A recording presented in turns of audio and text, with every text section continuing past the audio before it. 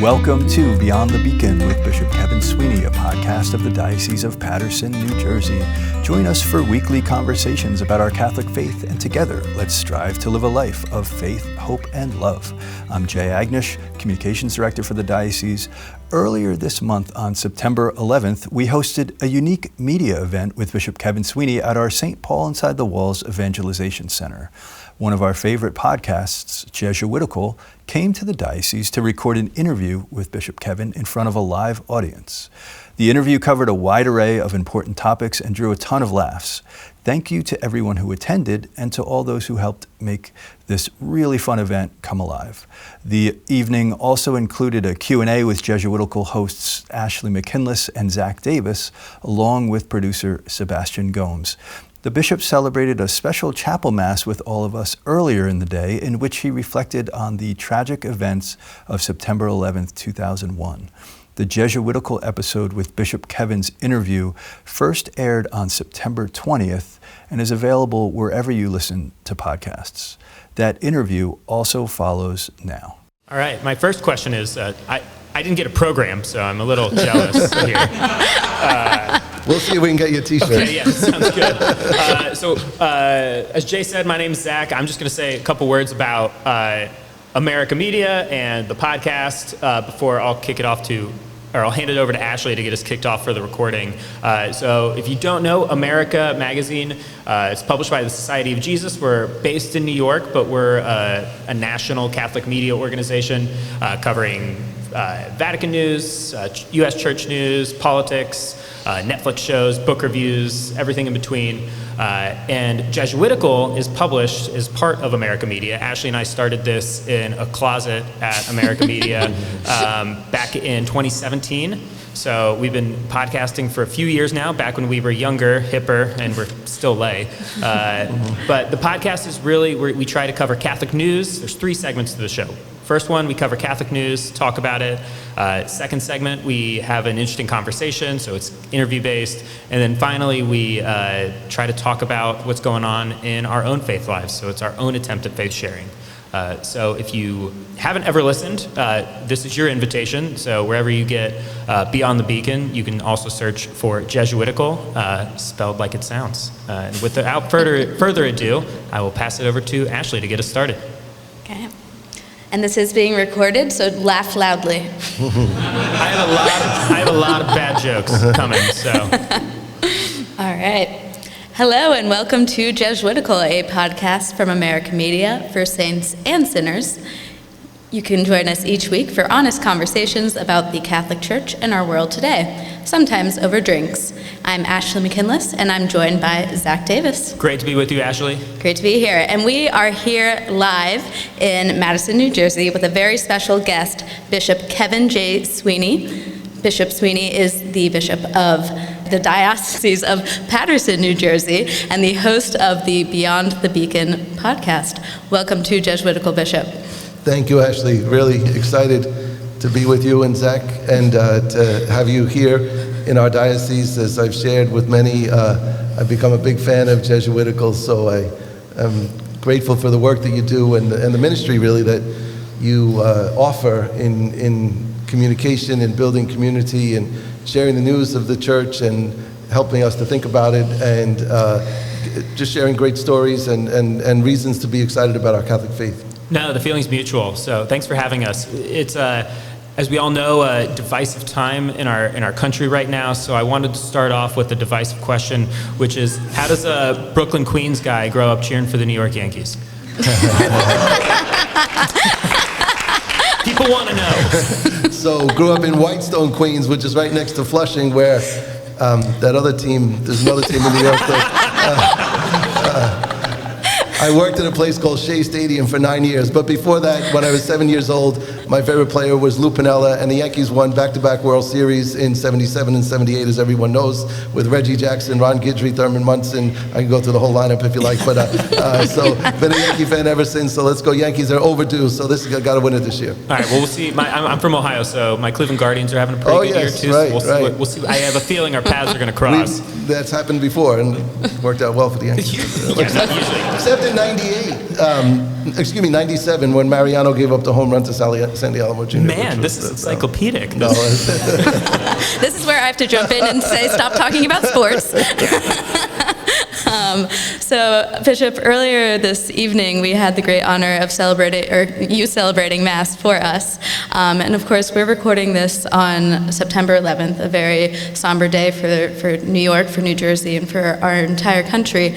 And I was really moved by your homily talking about your experience on that day. You were only a priest for 4 years, and I would just hoping you can take us back to that day and how you found out the news and how the week unfolded for you.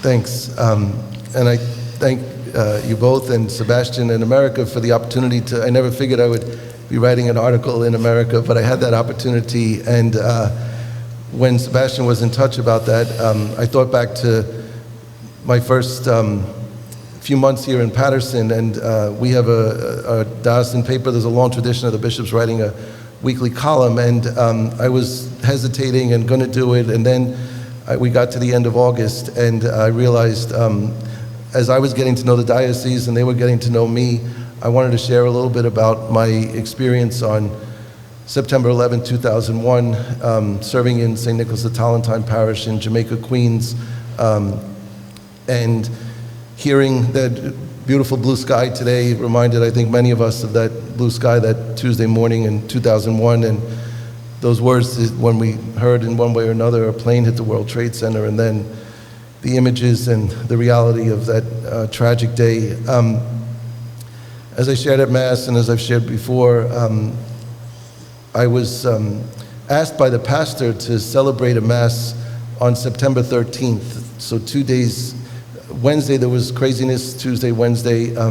I had some time with our Catholic school principals this morning, and I shared a memory of, with the pastor and principal working together, and my trying to help as I could. We went to each classroom. It was before cell phones and social media, and the teachers kept teaching. There were so many heroes of that day, as I recall, as we all know, and hopefully our young people realize so many good people that live in this country and who have been part of the history of this country, and responded on that day to bring light into the darkness. And there was a lot of anger, sadness, and so we organized that there would be a Mass on that Thursday evening.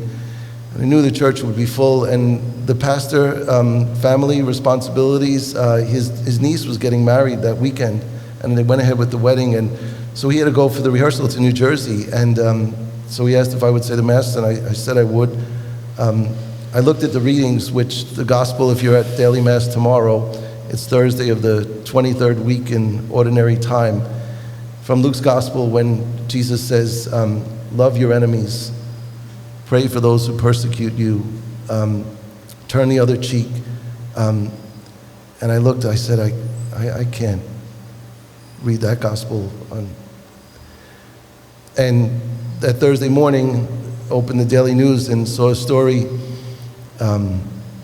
about Timothy and Tara Stagpole. I had been with them actually the Saturday before at the Great Irish Fair, and also with Father Michael Judge, because Timmy was receiving the Fireman of the Year, Irishman of the Year, I think, and was September 10th, that Monday was his first day back on the job. 3 years he was recovering from burns that he had received in responding to a fire in 1998, and Tara was with her mom, and as the story's shared in the Daily News, in Rockaway, and she was driving back to Brooklyn when she heard a plane hit the tower. She knew Timmy was there, and as she was driving, she saw the tower fall. The reporter was with her family and their 5 children, and as she said, she knew she would never see her husband again. And she said, if Timmy were alive right now, he'd be calling for forgiveness and for prayer, for peace. I couldn't believe it. When I saw Jesus' words from the Gospel in that circumstance, I said, I don't know if I could read those words at this time. And as I tried to share at Mass, and I've tried to share with others, where did that come from? From being raised by Catholic parents in a Catholic family in a Catholic parish, by falling in love and meeting a husband and raising children and being part of their pre-Cana, and just living the faith that we're called to live, but living it deeply and living it prayerfully and living it reflectively. A life of service. Timmy, she said, always wanted to be a firefighter because he was called to serve and be there for others at the most difficult times. So remember, towards the end of the article, she said she has no regrets. She has terrible sadness, but no regrets, because they knew what they had when they were together. And I think many of her children have gone on to get married, and they have grandchildren now. And so I'll never forget their witness. And I think, we say those words, we'll never forget, but we have to realize what those words mean, and that Jesus at each Mass tells us, do this in remembrance of me. Remember love, and remember those who understand his words. There's no greater love than to lay down your life for those who you love. And so 23 years later, it was like it was yesterday, I was in Ohio as a young child at the time, and when I moved to New York 10 years ago, I didn't realize how raw the wound still was, but also how many stories of grace and that abound in that deep wound. I imagine that an experience like that, especially so early on in your priesthood, has kind of stuck with you. And I'm just curious, as you went on in your priestly vocation, and now today as a bishop, what are some of those, maybe those core lessons that have stayed with you? I said to our Catholic school teachers today to realize that, they're inspiring heroes each day by what they do, and parents raising children in the faith, and parish communities challenging young people and coaches, that we can disagree with each other without having to hate each other, that we have so much in this country that we should be grateful and thankful for. Yes, we have challenges, we have difficulties, but there's so many blessings. And as I tried to share in the article, that in those weeks and months and years since, something was in those people that the firefighters, especially and rescue workers who were going into the towers when everyone else was coming out, they were ready for that moment. They had been prepared for that moment for their whole life for so many of them, the way that they were raised, and for so many of them because they were people of faith and service and generosity and sacrifice. When the moment came, they were ready. So that's part of who we are as a people of faith, and we can get discouraged at times, but if we remember some of those sacrifices and all that led up to making those heroes who they are. I mean, I think of the people on Flight 93, right, that knew that plane could have gone into a building and killed thousands of people, and they said, we have to do something about it. So they responded, and we're called to learn those lessons and share those lessons with one another, and try to inspire our young people to realize the difference between good and selflessness rather than selfishness. So, yeah, there's a lot of lessons I think we can still learn. Yeah, so I grew up in Arlington, Virginia, which is, of course, where the Pentagon is, and I remember I just started 6th grade and being taken out of class, and then being home. My parents were still in the city and just watching this on repeat on the television. And it was, I consider that my first non-childhood memory. Like, that was when childhood ended, right, and the world became bigger and much scarier. Right. And I imagine that's how a lot of people in your parish were feeling and turning to you with their fear and their anger and their questions and their doubts about how God could let this happen. And so that's a huge pastoral challenge to have as a young priest. And so I'm wondering how that helped you grow as a priest. Yeah, talk about images. I can still see, like 7 o'clock, 7:30 at that evening, parents who had to walk over a bridge, or many of our parents of our kids worked in Manhattan, and to get to Jamaica, Queens was a challenge that day, and teachers stayed and cared for the children, but the embraces of the parents for their children when they got home safe, and we know that sadly so many didn't get home safe that day, but so many did, and in those, many might remember in the days or weeks after, people were saying, tell your children you love them, tell your parents you love them, because you never know, and we should appreciate that gift of each day. But in terms of, I think pastorally, as I tried to mention at Mass today, I think something that's underrated in our Catholic faith and Christian faith is the gift of community. And the parish I was in, yes, there was sadness, there was loss, there was anger, but there was real community, united in prayer. People, and we had that experience in the city as well. Just neighbors, and people weren't honking their horns, they weren't yelling at each other, they were cheering for firefighters. And again, it's something we can so easily take for granted, but community takes work, and being patient with one another takes work, but it can be done. And as a part of a community of faith, to come together, it's living the mystery of the cross. I mean, and from that suffering and death, there came life as well, and hope and healing. It was, thank God, I was in a community of faith at that time, and I think many others can share that experience. It's interesting you say that, because I was going to ask, I realized when I was driving over that you became a bishop during another traumatic time for New York, New Jersey, and the entire country, which was the COVID-19 pandemic. And that was a time when you didn't really have community. So what was that transition like from being a priest to being a bishop at that difficult time? We did have community. It was hard, but the parish where I've been pastor for 10 years, St. Michael's in Sunset Park, was hit. I'll never, ever want to go through what we went through, celebrating virtual masses, and the list growing each day of people who were sick and people who had died.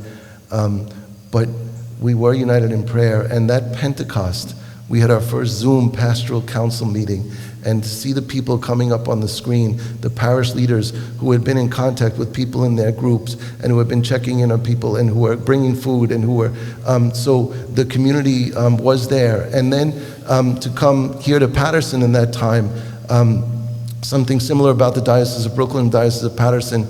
There are a number of things, but our Catholic charities and our Catholic schools, after, I think by December of my first 6 months, realizing that when coming to Paterson during this time, I saw the church at her very best.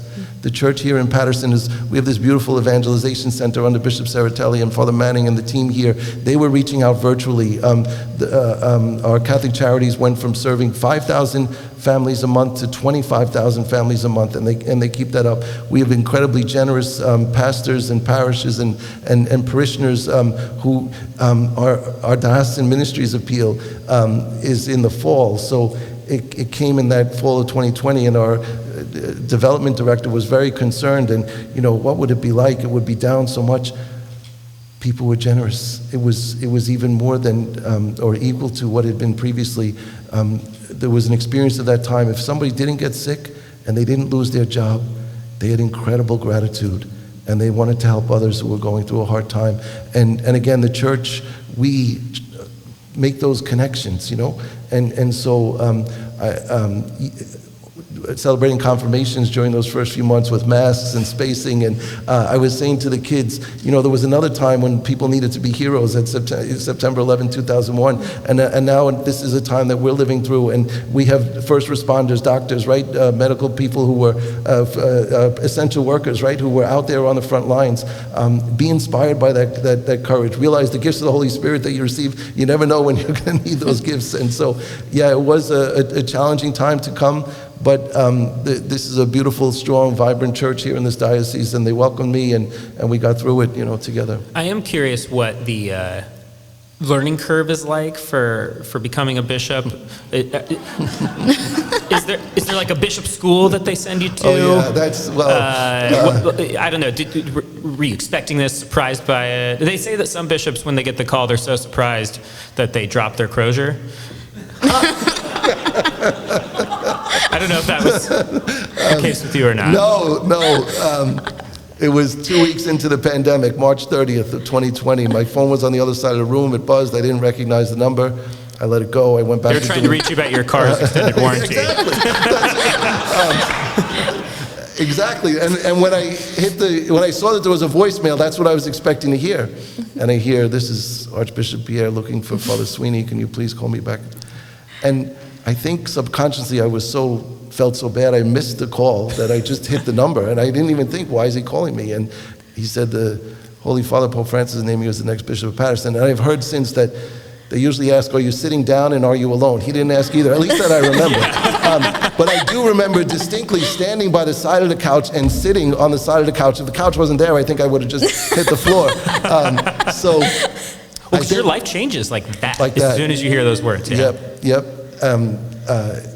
I think I didn't say anything because the next thing I remember him saying was, Paterson, do you know where that is? New Jersey?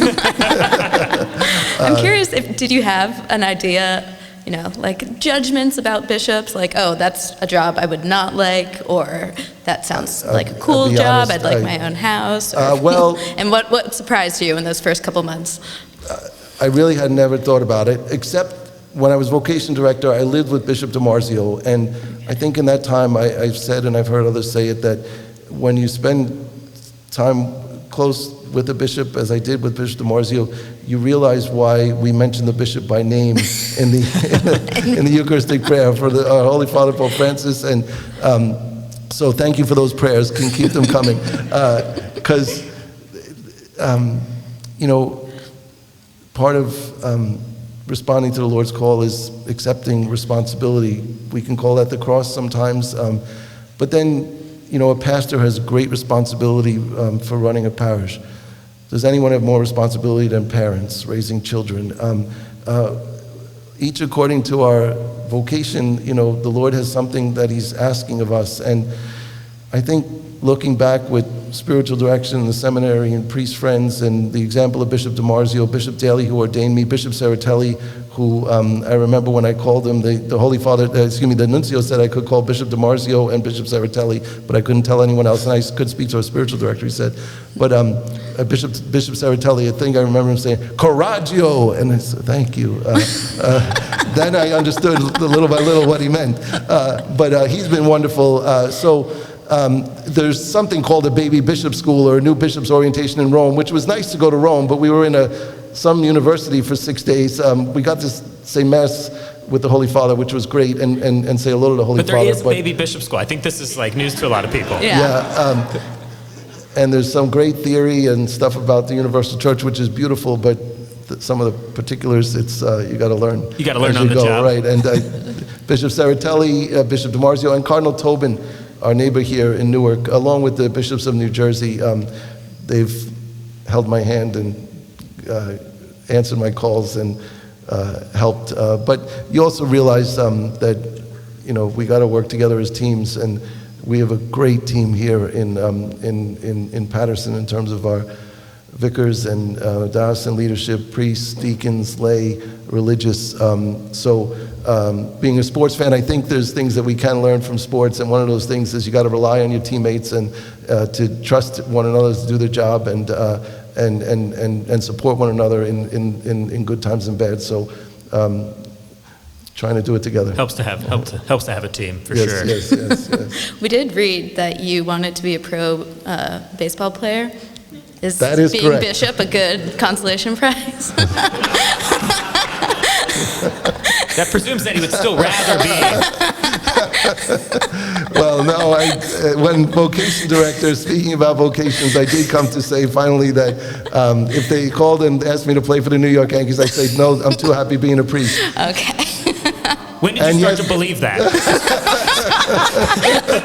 It took a while, but it did come. And the priesthood is a wonderful gift, and that's, I think, has to be at the heart of who a bishop is, a priest called to a particular responsibility, and so I couldn't be happier. Yeah, so you mentioned responsibility can sometimes feel like a cross, or that could be another word for it. And we're at this time in the life of the Catholic Church through the synodal process, the Synod on Synodality, which has been going on for the last couple of years and continues this October.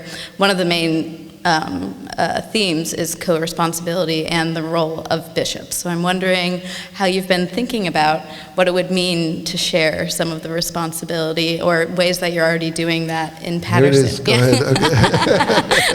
Okay. But I love that word, co-responsibility, and it makes me think of my second pastor, Padre Tomas, Monsignor Thomas Healy, whose parents were from Mayo and Galway. Both my parents were Mayo, but he was pastor of one of the largest Hispanic parishes in in the Brooklyn Diocese in Corona, Queens, Our Lady of Sorrows, Nuestra Señora de los Dolores. And he loved the word corresponsabilidad, and he used it as the word for stewardship in Spanish. Pope Francis obviously loves that word, and accompaniment, and so the synodal process has been a blessing for us here in the diocese. We've embraced it, and yes, there's gifts that the Spirit is calling to be shared.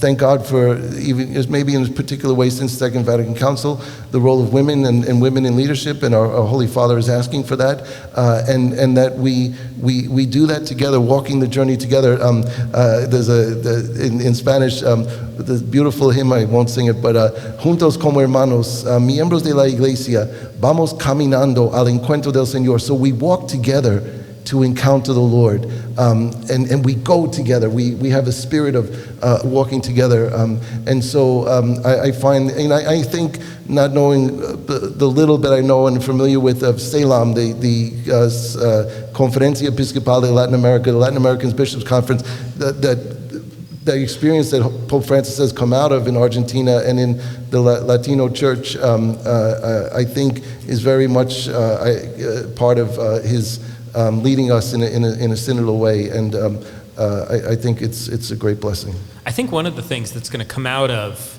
this process of synodality is hopefully like a widened understanding of vocation within the church, right? A lot of the documents talk about, it's the responsibility of every baptized individual, to be a missionary disciple. I'm curious, in your time as both a vocations director and now as a bishop, have you seen a change in how we talk about vocations, or what young people are seeking from a vocation? I think too often we're kind of laser focused on either trying to just like get people to sign up for seminary or the novitiate or something, or join religious life. But of course, there are a lot of different things you can do in the church. You're in the diocese, you're employing a lot of lay vocations, right? So how's that changed in your time? Big fan of Bishop Robert Barron and his Word on Fire ministry, and he spoke at the Eucharistic Congress, which was an incredible blessing, and he spoke about it's a theme that he's referred to over the years, that the Second Vatican Council calls the laity to bring the gospel into the public square, and at the Eucharistic Congress he called on everyone to live the values, virtues of poverty, chastity, and obedience, and I encourage anyone to, I think it's on his podcast, his talk at the Eucharistic Congress. And so I think the Eucharistic Congress and hopefully the Eucharistic Revival is a way that we're communicating that everyone is called to share their gifts and to be united by the Eucharist and strengthened by the Eucharist to go out and bring his love and mercy into the world. And I think the 4 pilgrimages that took place from north, south, east, and west involve so much of the whole church. And I think I see it here in Paterson, the young church, there's an optimism there, there's an energy there, and I think there's a sense that, yes, I'll consider a call to priesthood or religious life. I'll consider marriage. I may be called to the single life, but we all have a call from baptism that we share. And I think maybe it's taking some time, but I think we're getting there in terms of emphasizing that beautiful call from the Second Vatican Council, that the call to holiness that we all share from baptism, that common vocation. Actually, we've talked about this sometimes, where we feel like we sometimes have stumbled into our vocation, and it almost like you don't really realize it's solidified around you until you've been living it for a while. I don't know if you have a moment where that...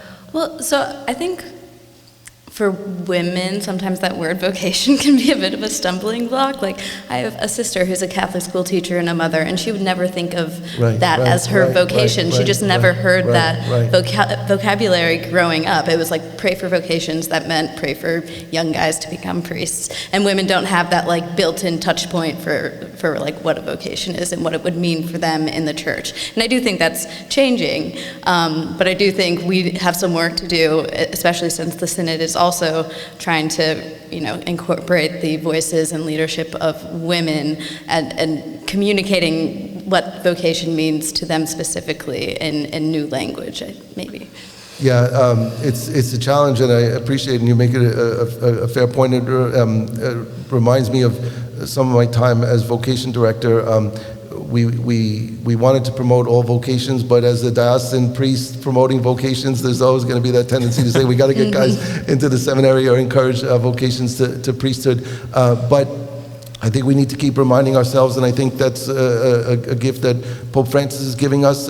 Again, I'll go back to Bishop Barron. Some of his emphasis on Dorothy Day, on Edith Stein, on Mother Teresa. I think, along with Saint Therese, I think he talks about them as four of the most important figures in the last century in the life of the Church, outside of maybe some of the popes. But we need to keep reminding ourselves of that and allowing the Spirit to maybe tell us, step aside sometimes, and invite that those leadership, the gifts that the Lord gives to each one of us. When I spend time, I studied abroad in college in Rome, and I've gotten to go back there in a professional setting, and I will sometimes take people on like my pilgrimage route within Rome. There is Abbey Theatre Irish Pub is one of the stops, but so is there's a number of churches I love, of course, but I also always take people to the Keats Shelley House, which is just next to the Spanish Steps, which is where poet John Keats died. He was sick with tuberculosis that he got from caring for his brother, and they thought the weather in Rome would be better for him, and turns out it probably killed him faster. But he was deeply in love with Fanny Braun, and they were exchanging these letters. And I had this experience as a young man, confused about my vocation and path in life, where I was up there and I was reading their letters, and the intensity of their love. That in Keats was not really a religious man. He said that he never understood how people could die for religion, why there would be martyrs, until he fell in love.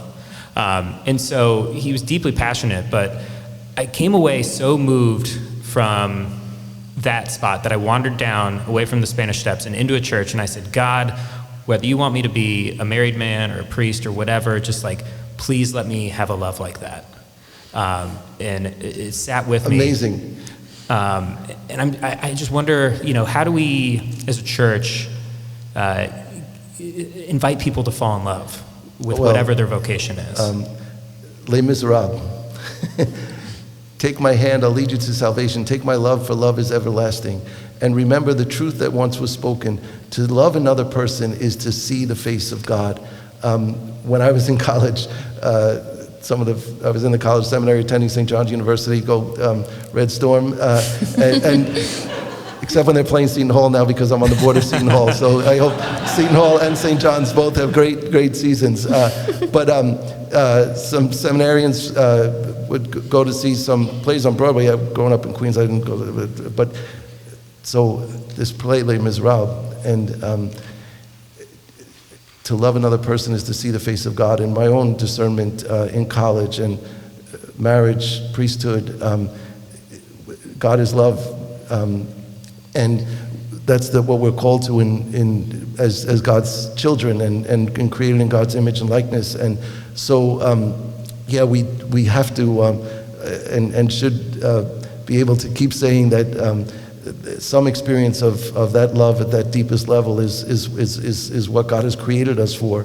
And if we're asking Him to show us, I remember then with spiritual direction and prayer saying, okay, Lord, I would like your will to be this, but show me your will, what your will be done, and that listening and prayer, but asking God, who is love, to show us the path of love that He has in store for us. You mentioned before some events from the Eucharistic Congress and the Eucharistic Revival, and I know from reading some of your columns that you were deeply moved by your experience in Indianapolis, more moved in Indianapolis than you were in Fatima or Lourdes, in fact. I was moved in those two also, but it was the beauty of the church, and Mother Olga of the Sacred Heart, the talk that she gave, again, I encourage people to go back. Growing up in the Middle East in war-torn, a place that ripped apart by war, having to bury bodies when she was 11 or 12. And I don't know, I got to find out more about her story, how she entered into religious life, how she founds a religious community, but the love that she has for those struggling with addiction, those suffering with cancer, little children, and the way that she fell in love with Jesus in the Eucharist, his real presence, and brought him, brings him as a minister of communion.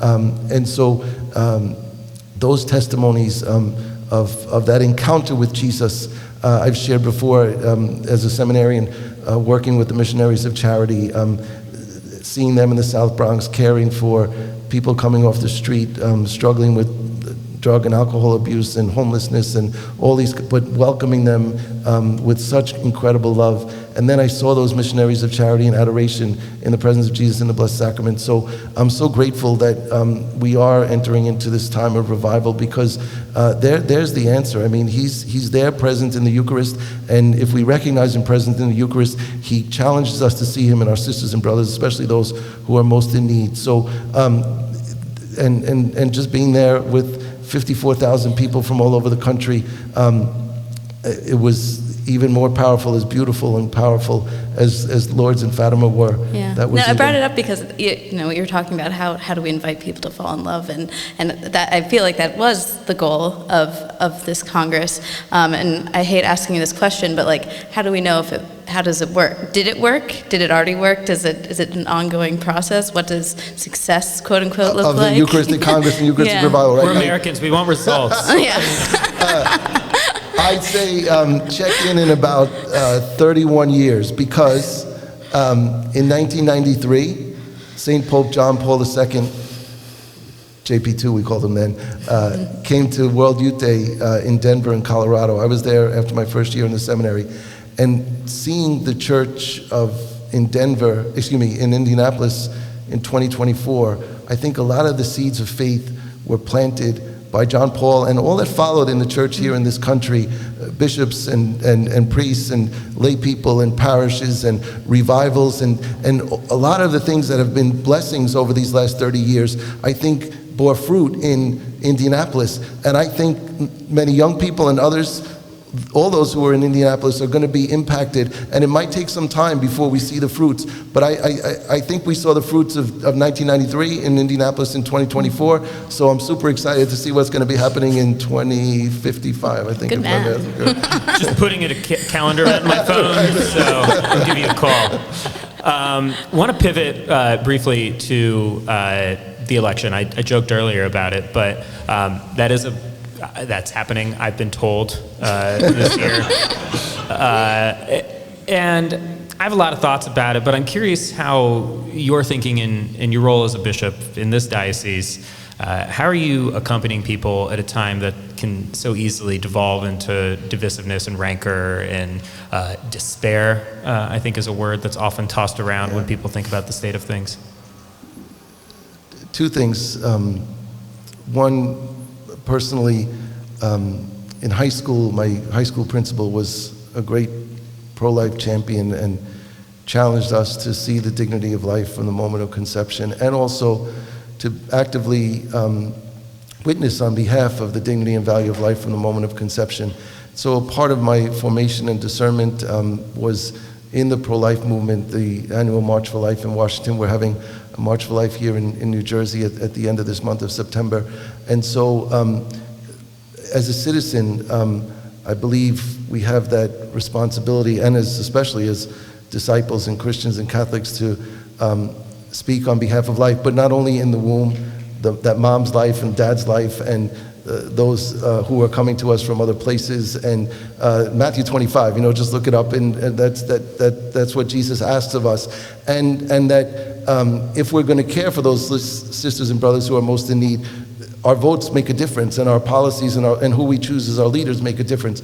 The other thing, when I think about the election, I go back to September 11th, and I was 31 at the time, but I was starting to appreciate, and from that day on appreciated even more, what my dad realized as an immigrant, he loved the country where he was born in Ireland, but he came to love this country, the United States, and he taught us that we were growing up in a wonderful country where it gave so many opportunities.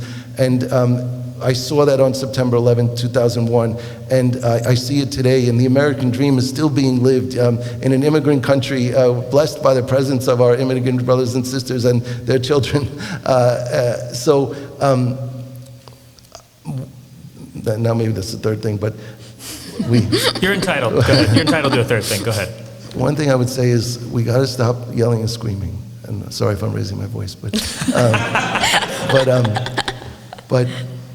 it's really hard right now. I mean, I'm concerned for our country when I think about the two candidates, main candidates. We pray. We should vote. And I'll be, our pastors and parish leaders will be having conversations and families, as hard as it is. But we should be grateful for our country. We have a responsibility to be part. We have the privilege of participating and choosing our leaders. We need to do that prayerfully. The church offers some help. Faithful Citizenship, New Jersey Catholic Conference has some great resources. The USCCB will put some on our website. But I would just, as hard as it is, and maybe even depressing at times, to say, don't we have better choices for our leaders? We need to be part of the conversation, but we can offer something as Christians, as people of faith. Lord, make me an instrument of your peace. St. Francis's prayer.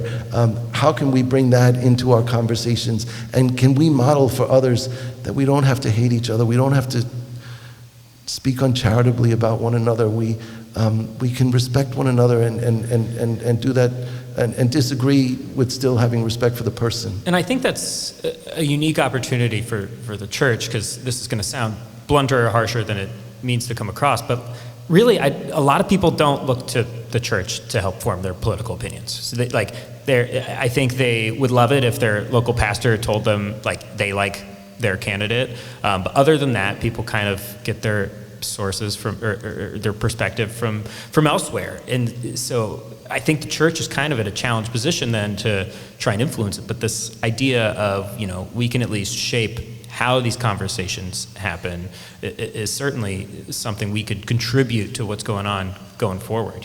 They will know that we're Christians by our love for one another. That's right. Most of the time people, I haven't heard that said about us in a while, sadly. I think we're pressed for time, so we do have one final question for you before we let you go. And that is, you should know it. If you could canonize one person, Catholic or not, living or dead, fictional or real, who would it be and why? I've been waiting for that question. I'm going to cheat and give 3, but very quickly.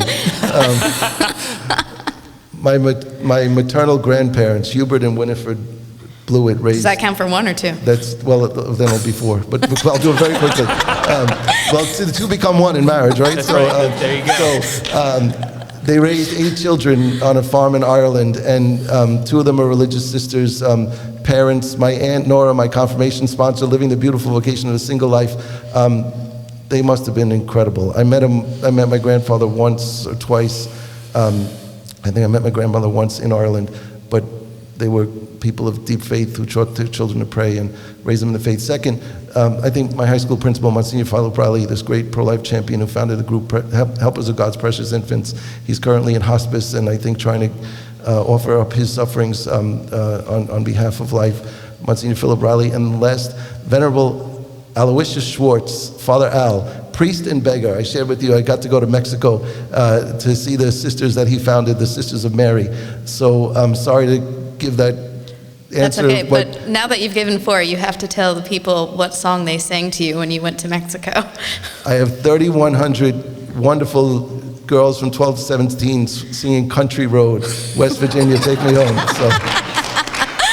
He showed us this video, and I'm trying to decipher the tune because I'm thinking it's a hymn, and I was like, oh, is that from the Gather hymnal? No, that's John Denver. Phenomenal. Bishop Sweeney, this was a delight and a treasure. And we should say to everyone listening who's not in the room right now, you've got an article in America Magazine right now that we're going to link to in our show notes. And for everyone here, you could just go to americamagazine.org, and it's on the homepage right now. So thanks so much for joining us today. Thank you. Thank you. Thank you very much.